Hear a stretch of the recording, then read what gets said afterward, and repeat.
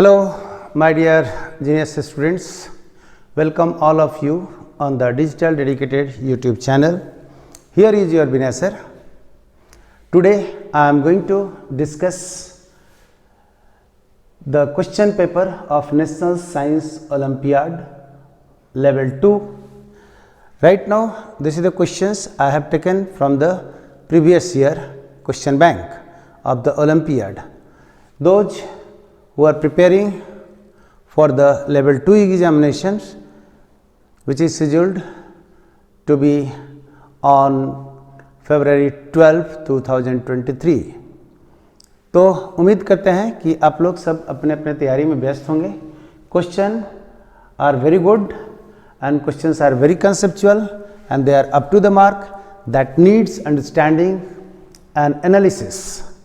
आपका approach question के हर line को ठीक से पढ़ना होगा, समझना भी होगा और फिर चॉइस को भी ठीक से पढ़ना होगा, समझना होगा. देन जा करके आप लोग प्रॉपर ढंग से इसका जवाब दे सकते हैं. और मैं ये कहूँगा कि इस लेवल के अगर आप लोग तैयारी शुरू से कर रहे हैं 6-7 क्लास के स्टूडेंट्स, तो take my word, when you will pass the 10th board examination, at that times your level of the national level preparation, national level any examinations you can qualify.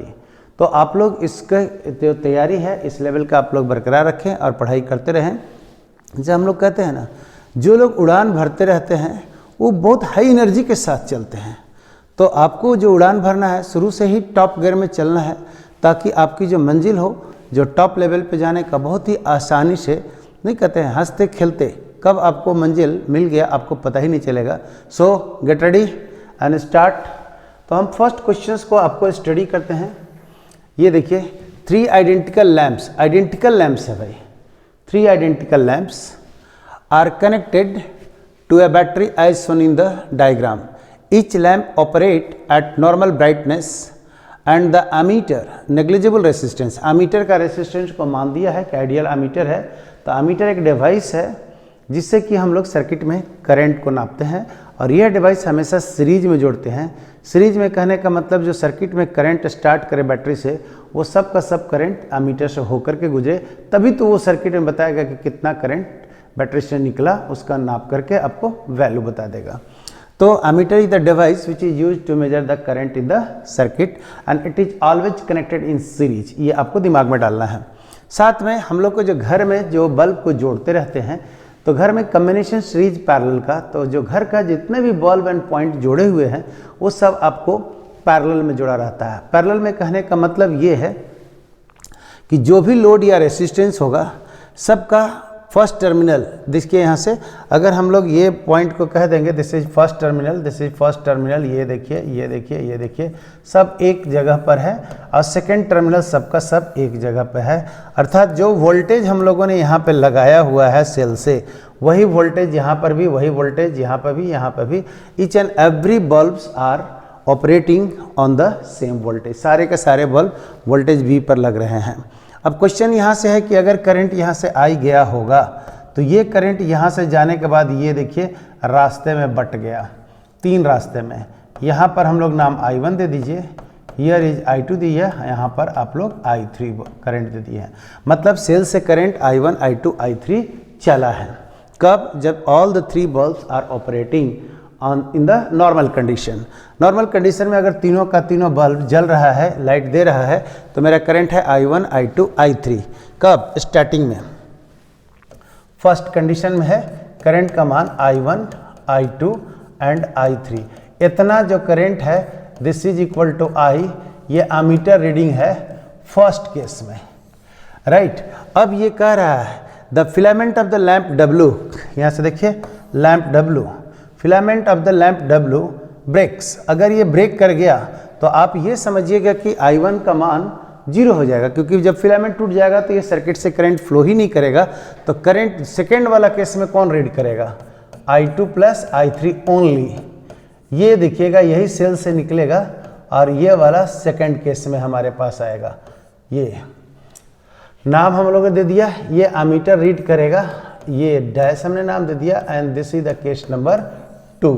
तो केस नंबर 2 में जो reading ammeter का होगा वो सिर्फ I2 I3 होगा और एक नंबर में I1 I2 I3। तो सर्टेनली हम लोग का what will happen to the ammeter reading, ammeter reading में देखिए तो करंट का मान घट गया है क्योंकि इससे करंट फ्लो ही नहीं कर रहा है। एंड ब्राइटनेस में क्या होगा, आइडेंटिकल बल्ब है तो बल्ब का जो ब्राइटनेस होगा वो जस के तस हो गए। आइडेंटिकल कहने का मतलब हमारे पास रेसिस्टेंस सेम है और वोल्टेज भी सेम है। तो ये इल्यूमिनेशन के बारे में हम लोग जो बात करते हैं, इल्यूमिनेशन जिसको हम लोग ब्राइटनेस कहते हैं, तो इल्यूमिनेशन या ब्राइटनेस ये directly proportional to power and this is equal to nothing is V square by R। V voltage है, ये रेसिस्टेंस, आइडेंटिकल हम लोग को बल्ब है तो V भी सेम है और R भी सेम है, इसलिए ब्राइटनेस जिसका तस रह जाएगा। तो चॉइस हम लोग को देखिए कि भाई एमीटर का रीडिंग घट जाएगा एंड ब्राइटनेस जिसका तस रह जाएगा। तो दिस इज योर क्वेश्चन का आंसर हो गया। This is very good question for the 6th class students those who are facing this examination, this is very good questions. तो आप ये जान लीजिए कि हमारे पास बल्ब का कनेक्शन सीरीज में भी कर सकते हैं और पैरेलल में भी। पैरेलल में हम लोग जोड़ते हैं तो बल्ब का फर्स्ट एंड एक जगह पे और दूसरा एंड दूसरे जगह पर। सीरीज में हम लोगों ने जोड़ते हैं तो सीरीज में जोड़ने का जो तौर तरीके होते हैं ना, उसमें सेम करंट जाएगा बट वोल्टेज डिफरेंट हो जाते हैं ना। तो सीरीज में बल्ब जोड़ने के लिए अगर हम लोगों को कहेगा कि सीरीज में बल्ब को जोड़ो तो आप लोग इस तरह से जोड़ेंगे। ध्यान दीजिएगा, यहाँ से ऐसे लीजिए बल्ब, हाँ ये देखिए करंट यहाँ से करंट सेम जाएगा। Here is voltage V1 V2 and here is voltage V3 but current remain same. इसमें हमारे पास पैरेलल में क्या था, करंट बढ़ जाते हैं और वोल्टेज सेम होते हैं। तो घर में जितने भी आपका कॉम्बिनेशन किया हुआ है बल्ब का या लोड का, सब का सब पैरेलल में है और सब 220 वोल्ट पे ही ऑपरेट करते हैं। अगर एक घर में आपका बल्ब फ्यूज कर देगा तो दूसरा पे कोई फर्क पड़ने वाला नहीं है। एक फैन अगर आपका खराब हो गया तो दूसरा फैन पे खराब होने वाला नहीं है, क्योंकि सब कितना main bus wire, main wire जो 220 का वायर है जो वोल्टेज, उसी से सब हम लोग जुड़े हुए हैं, राइट। तो हम लोग पैरेलल कॉम्बिनेशन हाउस वायरिंग में करते हैं, दिमाग में ये डालिए। What should Seema do to find out whether a material is a magnet. वाह भाई, यह हमको पता करना है कि जो गिवन मटेरियल है वो मैग्नेट है, उसके लिए क्या करें। Seema is the girls who is trying to find the given material is a magnet. भाई कोई लड़की है, ये आप पता करना चाहती है कि जो मटेरियल दिया हुआ है वो मैग्नेट है, तो क्या टेस्ट करे वो। तो ये कहती है find out if the material is metal और non-metal. What should Seema do to find out whether a material is a magnet? Material है वो मैग्नेट है, उसके लिए क्या, तो find out material is a metal और नॉन मेटल। भाई मेटल और नॉन मेटल होगा तो इससे थोड़ी पता चलेगा कि वो मैग्नेट है। मेटल सिंपल हो सकता है ना, जिसमें कि अट्रैक्शन रिपल्सन का कोई गुण ही नहीं है, तो इससे मैग्नेट के बारे में कोई जानकारी नहीं मिलेगा। नॉन मेटल भी आपके पास ना अट्रैक्शन करेगा ना रिपल्सन, इसलिए कोई जानकारी नहीं मिलेगी। जब कभी कोई मैग्नेट है तो उस पदार्थ मैग्नेट को अगर किसी मेटल के पास में लाइएगा तो अट्रैक्शन जरूर करेगा, या अगर दूसरे मैग्नेट के पास लाइएगा तो वो आपका रिपल्सन या अट्रैक्शन दोनों कर सकता है।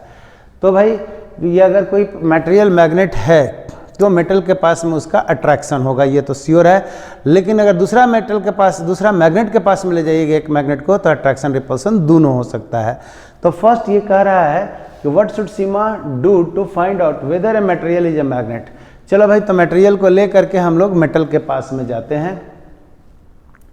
तब हम लोग के पास में कहा था find out if material is a metal और नॉन मेटल।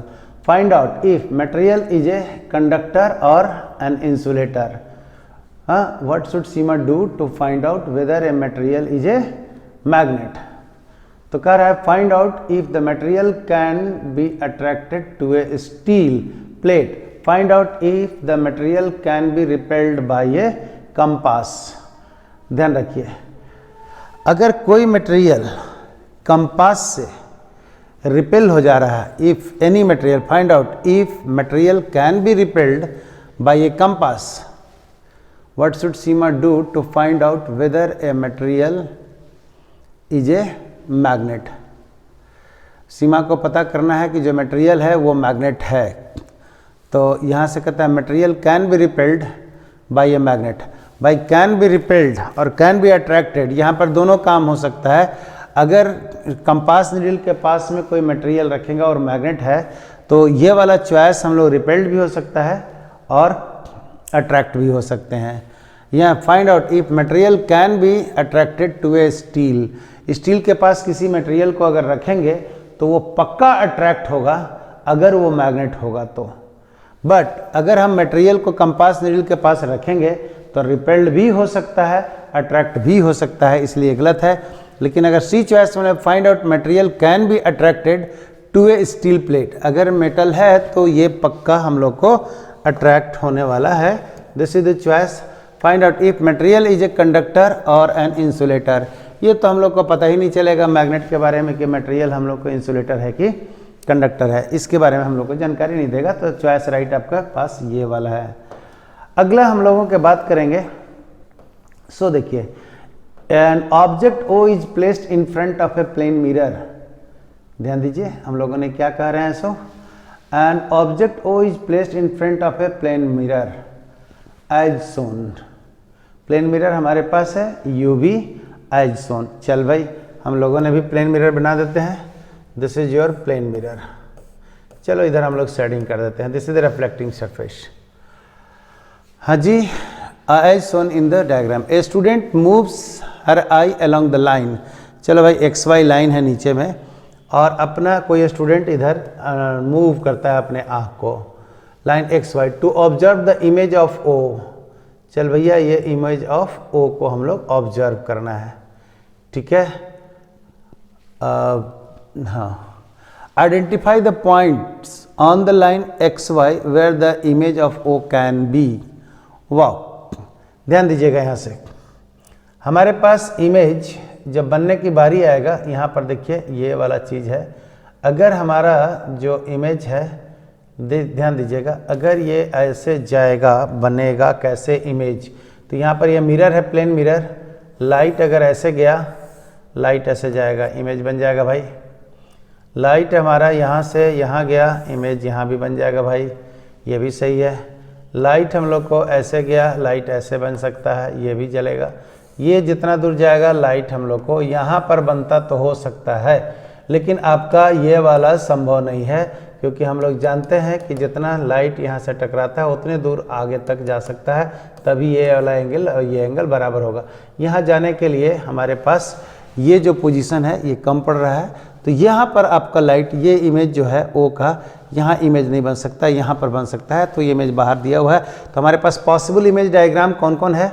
इफ, ध्यान दीजिएगा, अगर ये वाला मेरा कोई पॉइंट सोर्स है, ये प्लेन मिरर है, तो लाइट ऐसे जाएगा और यहाँ से टकरा करके यहाँ आ सकता है। लाइट यहाँ से गया टकरा करके, ये देखिए ये डिस्टेंस और ये डिस्टेंस हम लोग को बराबर वाली बात कर रहे हैं, तो यहाँ बन सकता है। ये जितना लंबा गया उतना ही लंबा इधर भी जा सकता है, ये भी बन सकता है।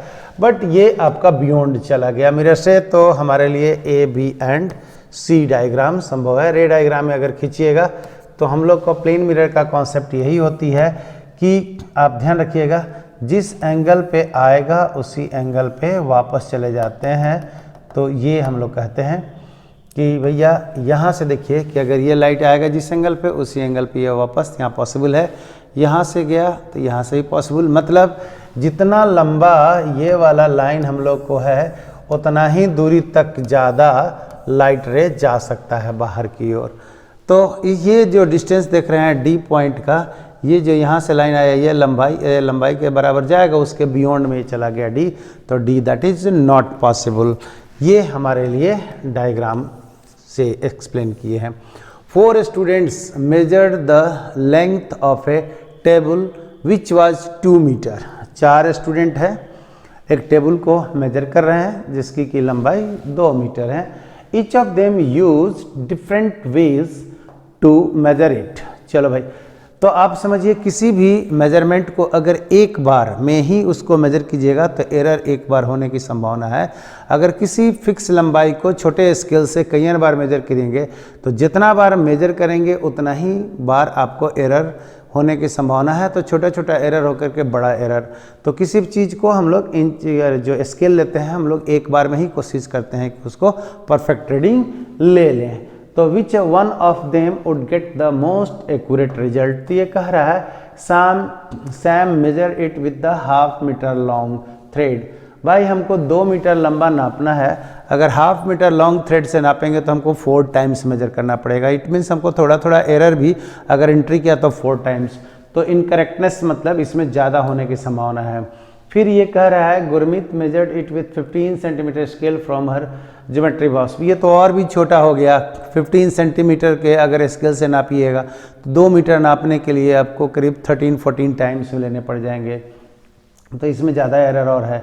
Reena major it using her hand span, हाथ से नापेंगे 2 मीटर में, तो इसमें भी आपका एरर होने की संभावना है। Salim measure it using 5 metre long measuring tape.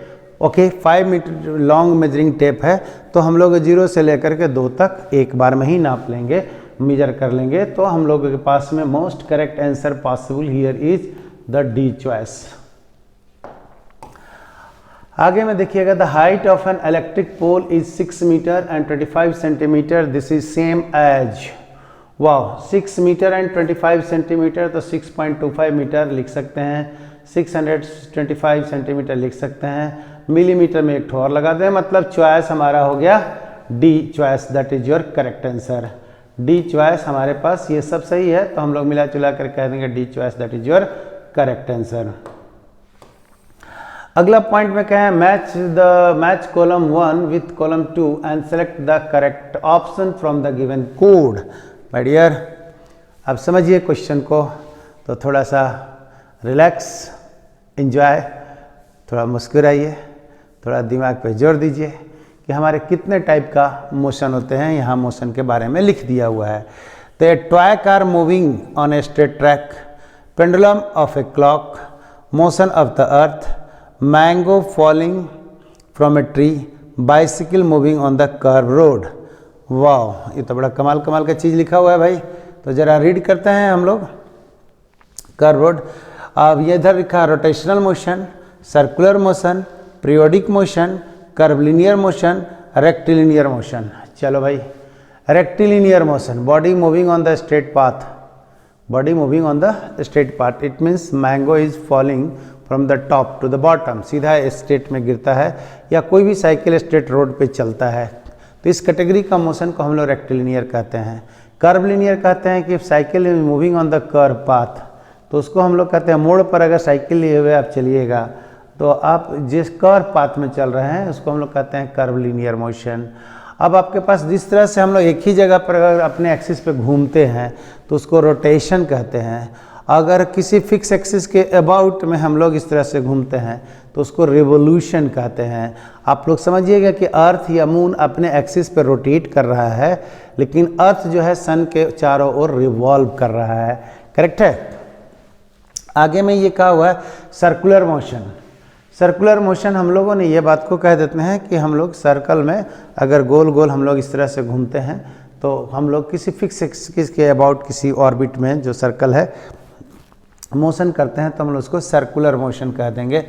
तो हमारे पास रोटेशनल मोशन भी देख लिया, सर्कुलर मोशन दिया, पीरियोडिक मोशन, ऐसा मोशन जो अपने आप को रिपीट करे इरेस्पेक्टिव ऑफ पाथ, किसी तरह के रास्ता पे चले, सीधा में चले या कर्व में चले, गोल गोल चले, मतलब रोटेशन करे या रिवोल्यूशन करे।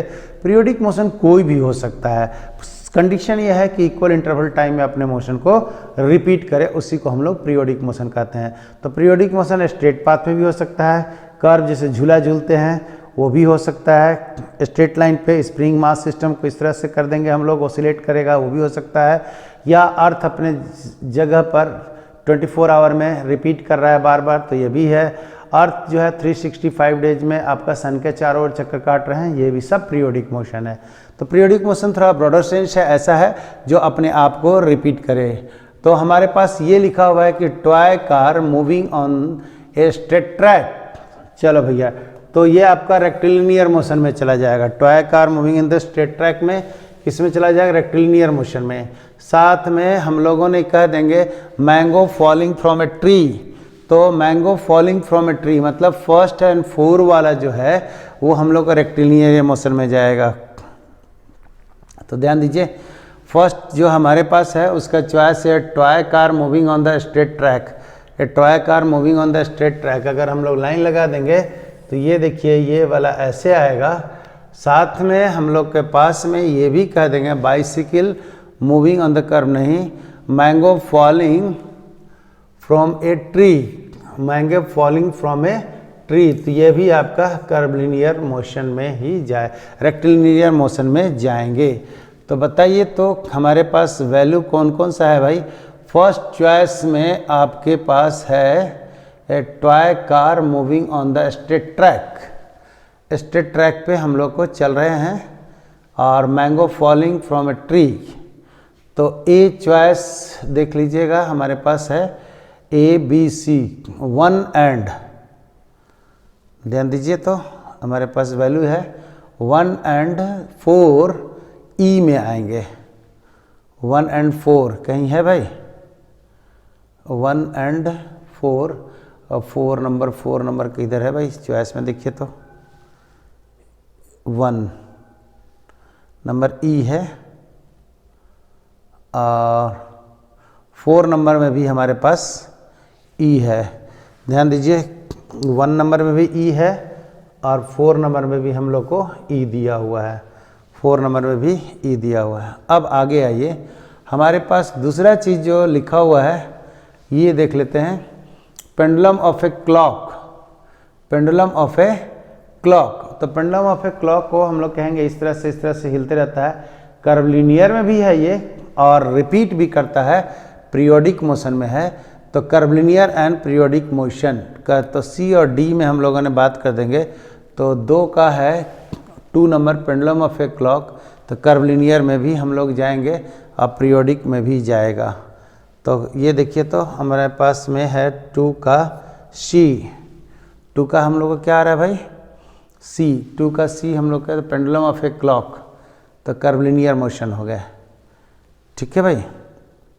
अब 3 नंबर हमारे पास मोशन ऑफ द अर्थ में आएगा, तो मोशन ऑफ द अर्थ हम लोग का सर्कुलर मोशन में चल जाएगा, रोटेशन में भी चल जाएगा, A B and C, periodic motion में भी चल जाएंगे, ये भी आपके पास सही है। एंड 5 नंबर में है बाईसाइकिल के लिए है, तो बाईसाइकिल के लिए ये देखिए आपके पास डी चॉइस है, कर्वलिनियर में, bicycle on the curve road, curve road पे जाते हैं, तो कर्व रोड पे जाते जाते हम लोग इस तरह से घूमते हैं, तो उसको कर्वलिनियर मोशन हम लोग कहते ही है ना। कर्व पे कोई भी बॉडी अगर चल रहा है तो उसको कर्वलिनियर मोशन, और रोड पे सीधे चल रहा है तो रेक्टिलिनियर मोशन। तो इसका मतलब हमारे पास है 1 का E, toy car moving on the straight road, भैया रेक्टिलिनियर मोशन है। दूसरा में हम लोगों ने कह रहे हैं pendulum of a clock, pendulum of a clock हमारे पास जो वैल्यू है देख लीजिए, पेंडुलम ऑफ ए क्लॉक तो हमारा मान आ रहा है पीरियोडिक मोशन, चल भाई पीरियोडिक मोशन है, हम लोग को ये पीरियोडिक मोशन अपने आप को रिपीट करते रहता है। क्लॉक का जो पेंडुलम होते हैं वो अपने आप को सर्टेन टाइम इंटरवल में रिपीट करते रहता है ना, तो इसलिए पीरियोडिक मोशन हो गया। थर्ड के बारे में अगर हम लोगों ने बात करते हैं, थर्ड में मोशन ऑफ द अर्थ, तो अपने जगह पर घूम रहा है, रोटेशनल मोशन भी हम लोगों ने नाम कह देंगे। ये अगर रोटेशन अर्थ के किसी भी पॉइंट को देखिएगा तो उसका सर्टेन एक्सिस के अबाउट में गोल गोल घूमता है, this is the circular motion में भी हो गया। साथ में वो 24 आवर में अपने आप को रिपीट कर देता है, इसलिए पीरियोडिक मोशन भी हो गए। तो थर्ड नंबर के लिए हमारे पास ये वैल्यू है। 4 नंबर में हमारे पास मैंगो फॉलिंग, तो आम जो गिरता है वो सीधा नीचे की ओर गिरता है, तो उसी को हम लोग रेक्टिलिनियर मोशन भी कह देंगे। और 5 नंबर में है bicycle moving on the curve road, तो कर्व रोड पे अगर चल रहा है तो उसको हम लोग कर्वलिनियर मोशन कह देते हैं। तो आई थिंक सो कि your choice that is D is correct. This is very good question, conceptual question है माय डियर, आप इसको समझेंगे। हाँ जी, ये कहता है Rita puts 2 different objects in each of the following container. वाह, रीता जो है 2 डिफरेंट ऑब्जेक्ट को डिफरेंट कंटेनर्स में रख रहे हैं। अब वो देखो हम लोग को इसको जज करना है। कंटेनर 1 में है copper coin and iron nail, copper coin and iron nail. Iron magnetic material है, मैग्नेट से आपका अट्रैक्शन होता है, लेकिन कॉपर में अट्रैक्शन, एल्युमिनियम में अट्रैक्शन, जिंक में अट्रैक्शन नहीं होता है। राइट भाई, गोल्ड में अट्रैक्शन नहीं होता है। कंटेनर 2 में निकेल है, एल्युमिनियम है। निकेल जो है, निकेल नेल जो होते हैं वो फेरस, कोबाल्ट और निकेल, ये मैग्नेटिक मटेरियल है जो चुंबक से, मैग्नेट से अट्रैक्ट हो जाते हैं। एल्युमिनियम, कॉपर, Ag, Au, सोना, चांदी, ये सब जो चीज़ें होते हैं वो चुंबक से, मैग्नेट से अट्रैक्ट नहीं होते हैं। तो आप लोग ध्यान रखिएगा कि फेरस, कोबाल्ट और निकेल जो है वो मैग्नेटिक मटेरियल है। जिंक, एल्युमिनियम, कॉपर, ये सब नॉन मैग्नेटिक मटेरियल। कहने का मतलब मेटल तो है बट मैग्नेट से अट्रैक्ट नहीं होता है। सोना, चांदी, ये सब मैग्नेट से अट्रैक्ट नहीं होता है। तो अब हमारे कंटेनर ए में है कॉपर कॉइन है, आयरन नेल है। चल भाई ठीक है। दूसरा में कंटेनर में है निकेल नेल है, एल्युमिनियम ईयरिंग। ईयरिंग मतलब कान वाला कुछ पहने हुए से दिखे। कंटेनर 3 नंबर है मार्बल एंड गोल्ड कॉइन। और कंटेनर 4 है nickel coin and iron nail. See can use a magnet to separate the objects in container. See this one, container में see can use a magnet to separate the object in container. तो भाई ध्यान दीजिए 4 number में magnet को use कीजिएगा तो दोनों का दोनों, आयरन और निकेल दोनों अट्रैक्ट हो जाएगा। तो हम यहाँ मैग्नेट यूज करेंगे दोनों सट जाएगा, तो हम अलग नहीं कर सकते हैं। यहाँ पर कॉपर वाले में अगर हम लोग यूज करेंगे तो कॉपर मैग्नेट से नहीं अट्रैक्ट होता है लेकिन आयरन अट्रैक्ट हो जाते हैं, तो आप इसको यूज कर सकते हैं। निकेल में से निकेल अट्रैक्ट हो जाता है तो इसको भी मैग्नेट से आप निकाल लीजिए, एल्युमिनियम नहीं होता है। मार्बल और गोल्ड दोनों में से दोनों अट्रैक्ट नहीं होते तो इसको भी आप अलग नहीं कर सकते हैं। तो चॉइस हमारे पास 1 and 2 ओनली। ध्यान रखिएगा 1 and 2 only, this is your correct choice. फिर से बोल रहे हैं कि जो मैग्नेटिक मटेरियल है वो मैग्नेट से अट्रैक्ट हो जाते हैं। तो फेरस, कोबाल्ट, निकेल तीनों का तीनों मैग्नेटिक मटेरियल है। तो लास्ट वाला चॉइस में लिखा है nickel coin and iron coin. Magnet रखेंगे तो दोनों चिपक जाएगा, तो अलग अलग नहीं कर पाए। मार्बल एंड गोल्ड मैग्नेट रखेंगे तो दोनों में से कोई नहीं चिपकेगा, तो कंटेनर में दोनों का दोनों अलग रह गए। अगर कंटेनर 2 में निकेल और एल्युमिनियम है तो एल्युमिनियम नॉन मैग्नेटिक है, मैग्नेट से अट्रैक्ट नहीं होता है, तो यहाँ से निकेल अट्रैक्ट हो जाएगा तो उसको अलग कर लेंगे। यहाँ से कॉपर कॉइन में और आयरन कॉइन में रखेंगे, अगर हम लोग मैग्नेट के पास रखेंगे तो आयरन कॉइन हट जाएगा, मैग्नेट और कॉपर वाला जिसका तस रह जाएगा। तो चॉइस आपका ये बचा। उम्मीद करते हैं कि ये आपको समझ में आया होगा। अब यहाँ से आइए क्या भाई गेटिंग होता है, थोड़ा थोड़ा परेशानियाँ तो होगी आपको, बट कोशिश करें समझने के लिए, और हम कोशिश करेंगे कि हम डिटेल्स ही आपको बताते रहें, समझाते रहें, और आप लोग अपने मंजिल की ओर आगे बढ़ते रहें धीरे धीरे, है ना डियर। थोड़ी सी अगर आपको डाउट रहता है तो do write in the comment box कि sir this point you should elaborated more, तो हम आप वहाँ पर ज़्यादा से ज़्यादा इलेबोरेशन देंगे, कंसेप्चुअली हम क्लियर करने की कोशिश करेंगे, सो दैट कि आप लोग पढ़ें और क्लियर कट कंसेप्ट करके और मैक्सिमम नंबर ऑफ क्वेश्चन को सॉल्व करें। और ओलंपियाड का क्वेश्चंस कंसेप्चुअल होते हैं, थोड़ा सा pause for a minute, pause for a second, थोड़ा सेकेंड के लिए रुके, just think and analyse your self कि हम लोग क्या हो सकता है, उसके बाद आप आगे बढ़ें और क्वेश्चन को 2 या 3 बार लाइन करके पढ़ें कि कौन चीज़ इनकरेक्ट पूछ रहा है कि करेक्ट पूछ रहा है। यहाँ plane mirror reflects a pencil, plane mirror reflects a pencil of light, पतला सा एक प्लेन मिरर लाइट को रिफ्लेक्ट कर रहा है to form a real image.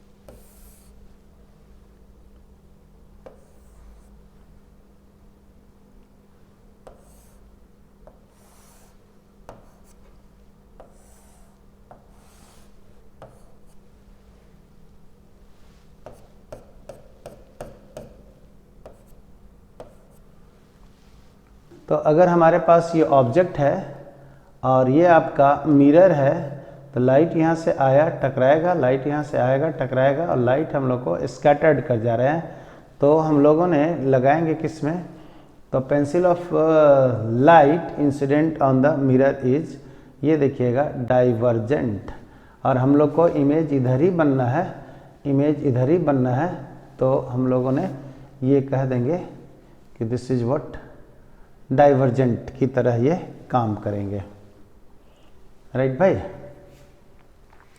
Real image हम लोग को बन रहा है, तो अब this is plane mirror, object को यहाँ से रख देंगे, लाइट आएगा, जिस एंगल पे आएगा टकरा करके इमेज यहाँ पर बन गया, ओ का इमेज यहाँ भी हम लोगों को बन गया हुआ है, राइट। तो this is O dash, this is O dash हमारे पास बना हुआ है, ये ओ का इमेज जो सेम साइड में आपको दिखेंगे, तो करेक्ट है। अगर हम लोग इसको पीछे में देखेंगे तो पीछे वाला जो इमेज बनते हैं वो वर्चुअल बन जाता है, this is your position of the image, light हम लोग को रिफ्लेक्ट करेगा। Then pencil of light incident on the mirror is divergent. ठीक है भाई। अच्छा, which of the following statements are incorrect. चलो भाई, which of the following statements are incorrect, बहुत ही अच्छे क्वेश्चंस है। तो क्वेश्चन में क्या कराएं, the colour of light affect the characteristics of the shadow. Colour of light affect the characteristics क्या कहते हैं भैया, कब रियल बनता है और कब इन्वर्टेड बनेगा, कब बड़ा बनेगा, कब छोटा बनेगा। These are the characteristics of the image form by the light source. तो कलर से हमको मतलब नहीं है, हम लोग कैरेक्टरिस्टिक्स, तो हम लोग कहते हैं which of the following statements are incorrect कह रहा है। तो colour of light affects the characteristics of the shadow. Affects, तो ये तो हमारे पास वैल्यू जो आ रहा है, which of the following statements are incorrect पूछ रहा है ना। का अगला बोल रहा है, if light is allowed to pass through a piece of muslin cloths a light shadow will be formed. Light shadow will be form, ये तो सही है भाई। तो अगर तो हल्का कपड़ा के थ्रू से लाइट अगर जाएगा तो उसका थोड़ा शैडो बन जाएंगे। ये कह रहा है the magnetic properties are induced into an iron bar if magnet is kept near it. ये भी सही है। Bulb has only one terminal to connect the filaments with the circuit, no 2 terminals होते हैं। एंड ये कहता है colour of light affects the characteristics of the shadow. Colour of light does not affects, हम लोग कहते हैं कलर ऑफ लाइट से कोई लेना देना नहीं है। मिरर के सामने में हम ऑब्जेक्ट को कहाँ रखते हैं, इसके आधार पर हम लोग को इमेज बड़ा बनेगा कि छोटा बनेगा, रियल बनेगा कि इमेजिनरी बनेगा, ये सब कलर से डिसाइड नहीं होता है। तो हमारे पास जो गलती स्टेटमेंट, इनकरेक्ट स्टेटमेंट हो गया, एक ये वाला हो गया, और एक स्टेटमेंट, एक टर्मिनल नहीं 2 टर्मिनल होते हैं। तो हमारे 2 ठोकन है 1 and 4, that is your correct result. आइए, which of the following graph shows the best suitable plot for the length of the lamp post shadow from 9 AM to 2 PM। चलो भैया, जब आप लोग मॉर्निंग में, आप लोग देखा है अब जब मॉर्निंग में आप बाहर निकलेंगे तो सन हॉरिजेंटल रहते हैं, और जैसे 12 जैसे जैसे समय बीतते जाता है तो 7, 8, 9, 10, 11, 12 आ जाता है, तो certainly sun is at the top. So जो ऑब्जेक्ट का जो इमेज रहते हैं वो अपने जगह पर ही हो जाते हैं, और इमेज उस समय सबसे छोटा मिलता है। मॉर्निंग में सर्टेन एंगल पे हम लोग को लाइट रे किसी ऑब्जेक्ट पे पड़ता है तो इमेज सबसे बड़ा है, और जैसे जैसे समय बढ़ता जाएगा मॉर्निंग से लेकर के नून तक तो इमेज घटता जाएगा। अब फिर नून से आपके पास सेकेंड हाफ में आप जाइएगा तो इमेज का साइज बढ़ता जाएगा, लेकिन इमेज का जो डायरेक्शन होता है वो बदल जाएगा। अगर आप लोग पूरब में, अगर ईस्ट में सन निकला हुआ है और कोई ऑब्जेक्ट रखे हैं तो वेस्ट में आपका इमेज बनेगा, बड़ा बनेगा। जैसे जैसे सन आपका ऊपर चलेगा, मतलब 12 नून के पास में पहुंचेगा, वैसे वैसे इमेज का साइज घटेगा। और जैसे 12 नून करके आपको वेस्ट साइड में आपका चला जाएगा सन, तो हम लोग देखेंगे इस साइड में इमेज बनना शुरू हो जाएगा और साइज धीरे धीरे बढ़ना शुरू करेगा। तो हमारे लिए लैम्प पोस्ट का साइज पूछ रहा है माय डियर, इसमें कोई टेंशन नहीं है। लेंथ ऑफ द शैडो की अगर हम बारे में बात करेंगे तो ये लैम्प पोस्ट है, और हमको देखना है शैडो का कब बजे, 9 AM to 2 PM। तो जैसे जैसे आप लोग यहाँ ध्यान रखिए, 9, 10, 11, 12, 9 से 9, 10, 11, 12 टाइम जैसे जैसे बढ़ेगा शैडो का साइड घटेगा। तो शैडो के साइड हम लोग को, शैडो का जो लेंथ होता है, शैडो लेंथ विल, ये देखिएगा आपका डिक्रीज करेगा।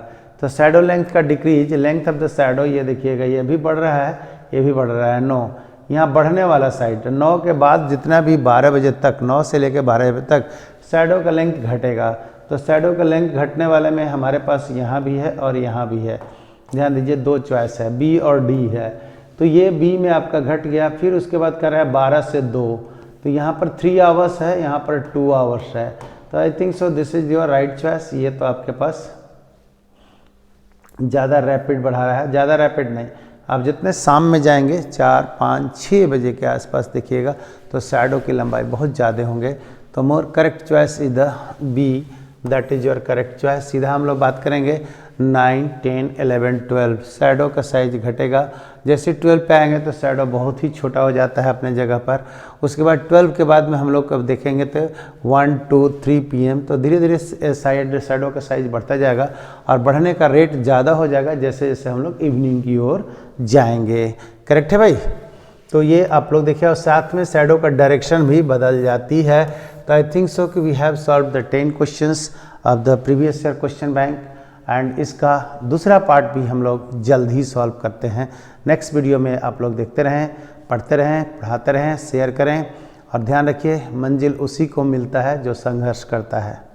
तो आप लोग जितना ज़्यादा मेहनत करेंगे, जितनी ज़्यादा आप रात में अपने आँख को किताब के साथ जोड़ कर रखेंगे, उतना ही आपको देखिएगा कि मंजिल की ओर आप पहुँचेंगे। तो better to keep your finger cross to get your target as soon as possible। आप इसको पढ़ें, अपने दोस्त को भी शेयर करें और अगर आपका कोई डाउट होता है तो मेरे से आप शेयर करें, हम उसको कोशिश करेंगे कि आपको नेक्स्ट वीडियो में हम इसका जवाब जरूर दें। Thank you.